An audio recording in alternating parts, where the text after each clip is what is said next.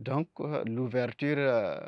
l'esprit d'ouverture des deux, surtout de l'URSS, va permettre d'instaurer un autre climat dans les relations internationales, un climat teinté d'apaisement, de dialogue et de respect mutuel.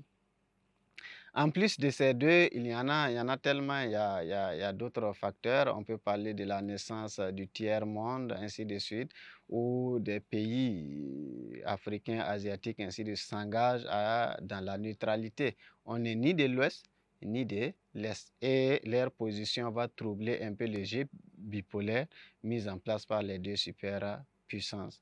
Il y a également les problèmes à l'intérieur des blocs. Dans chaque bloc, il y avait des problèmes. Au niveau du bloc de l'Est, il y avait des problèmes entre les deux géants, l'URSS et la Chine. Mao Zedong n'approuve pas la politique de déstalinisation entamée par Khrouchtchev et cela entraîne des mésententes entre eux, des tensions et ça complique même la gestion du bloc. Au niveau du bloc de l'Ouest également, la situation également se présente. La France qui remet en cause le leadership américain de la gestion du bloc et cela également entraîne des différends, des tensions entre ces deux grands également du bloc de l'Ouest. Donc, il y en a tellement en termes de facteurs de la coexistence pacifique, mais nous avons retenu les deux, l'équilibre de la terre, le changement des dirigeants à la tête des deux superpuissances.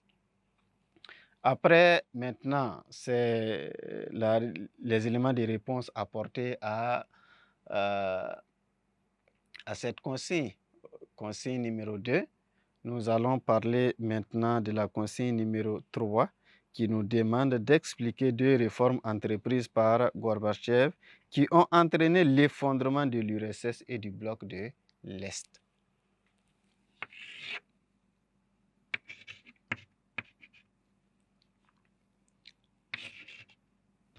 Donc, explication.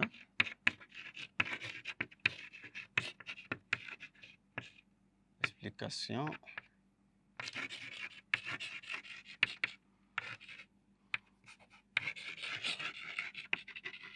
Des réformes de Gorbatchev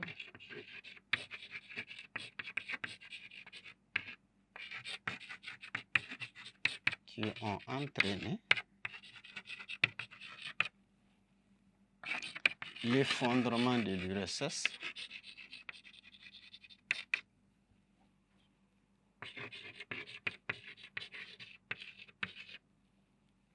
et du bloc de l'Est.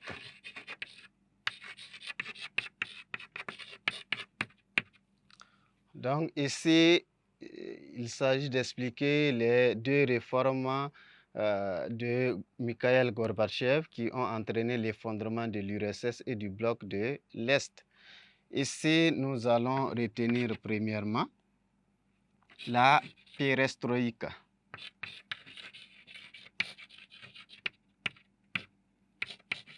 La perestroïka qui veut dire restructuration.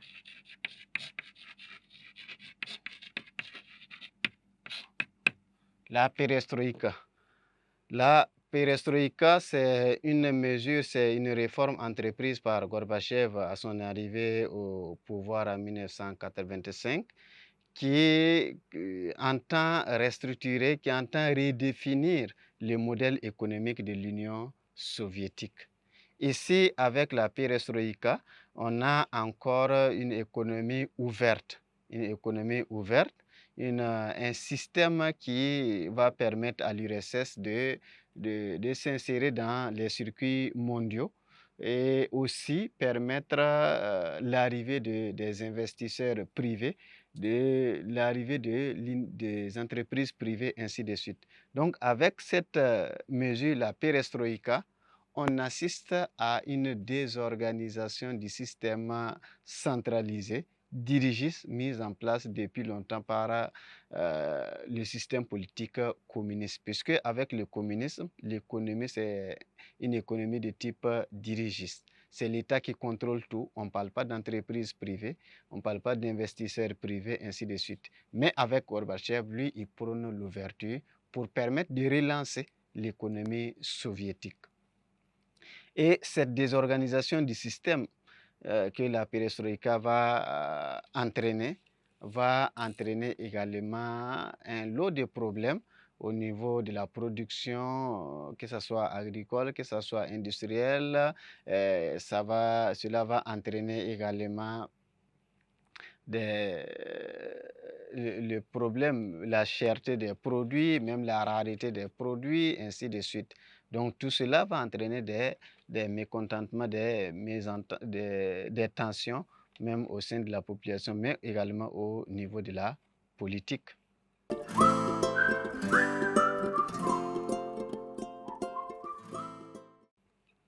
Après la perestroïka, l'autre réforme, c'est la glasnost.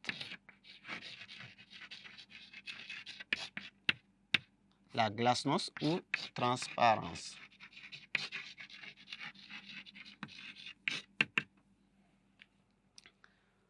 La glasnost ou transparence, avec cette mesure, maintenant, là, il y a ce qu'on peut appeler la liberté.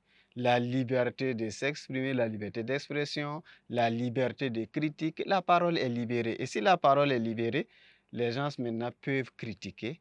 Et que ce soit les dirigeants, même le système soviétique n'est pas en reste. On critique même le passé de l'Union soviétique. Donc, avec cette libération de la parole, avec ce vent de démocratie qui s'installe, maintenant, les gens vont passer aux différentes revendications. Et même les revendications nationalistes vont surgir. Désormais, on critique, on revendique et le pouvoir n'arrive plus à contenir les gens, n'arrive plus à contenir les différentes manifestations, n'arrive plus à contrôler même les différentes dérives liées à la libération de la parole. Puisqu'ils n'y étaient pas habitués, une fois dedans, ils ont pris goût et cela va encore les galvaniser parce qu'on voit ce qui se passe ailleurs, au-delà de l'URSS, on veut copier et le système dans lequel ils ont longtemps vécu ne leur permettait pas de s'exprimer de la sorte. Donc actuellement, on peut dire ce qu'on veut, on peut critiquer et on peut même attaquer directement les différents dirigeants. Donc la transparence, la glasnost va entraîner des tensions, va entraîner des manifestations à ne pas finir et ces différentes manifestations vont gagner du terrain et vont entraîner par la suite même la chute de l'URSS. Donc, les deux réformes entreprises par Gorbatchev qui ont entraîné l'effondrement de l'URSS et du bloc de l'Est, c'est la perestroïka qui a évolué surtout sur le volet économique avec la restructuration. On remet même un peu en cause le système économique mis en place par le système communiste. La glasnost avec la libération de la parole, la liberté d'expression, la liberté de revendiquer, de critiquer, ainsi de suite. Les gens vont encore plus aller loin, les manifestations vont s'organiser, on va remettre en cause certains acquis, on va même critiquer beaucoup et même chercher à retrouver, à accéder à l'indépendance parce qu'on se trouve qu'avec le système qui était mis en place, on était comprimé, on était un peu traité comme esclave. Voilà. Et maintenant, on retrouve la liberté. Et en retrouvant la liberté, oui, sûrement, ça va entraîner d'autres besoins, d'autres envies. Et ce sont la satisfaction souvent de ces envies-là, de ces besoins, de ces revendications qui vont entraîner par la suite l'effondrement de l'URSS. Donc, à partir de 1991, on ne parle plus de l'URSS. L'URSS chute et maintenant, quand l'URSS chute, le bloc de l'Est également chute puisque c'est l'URSS qui est l'élément central du bloc de l'Est. Donc, voici un peu ce que nous pouvons dire concernant la situation d'intégration que nous avons abordée, une situation d'intégration issue d'une situation problème émis par un élève qui a juste arrêté ses études à partir de la classe de la troisième. Quand on parle de guerre froide, c'est nouveau pour lui. une situation dans laquelle on ne s'affronte pas directement et le monde est divisé en deux camps avec toutes les crises qui ont rythmé l'évolution de ces relations internationales. Il se pose des questions, il cherche quelqu'un qui semble être mieux placé pour l'aider et c'est un élève de terminale. Un élève de terminale, après avoir suivi les cours en classe, il a peut-être les éléments de réponse pour pouvoir aider son ami à mieux comprendre ce qu'on appelle les relations internationales, les tensions idéologiques. Et c'est ce que nous avons analysé en parlant des objectifs du plan Marshall, en parlant de sa contribution à la rupture entre les alliés, en expliquant les facteurs de la coexistence pacifique, mais aussi en expliquant les différentes réformes entreprises par Gorbatchev qui vont entraîner l'effondrement de l'URSS et du bloc de l'Est. Donc, après cet exercice numéro 1, l'exercice qui suit, c'est l'exercice numéro 2 qui s'intéresse aux questions de cours.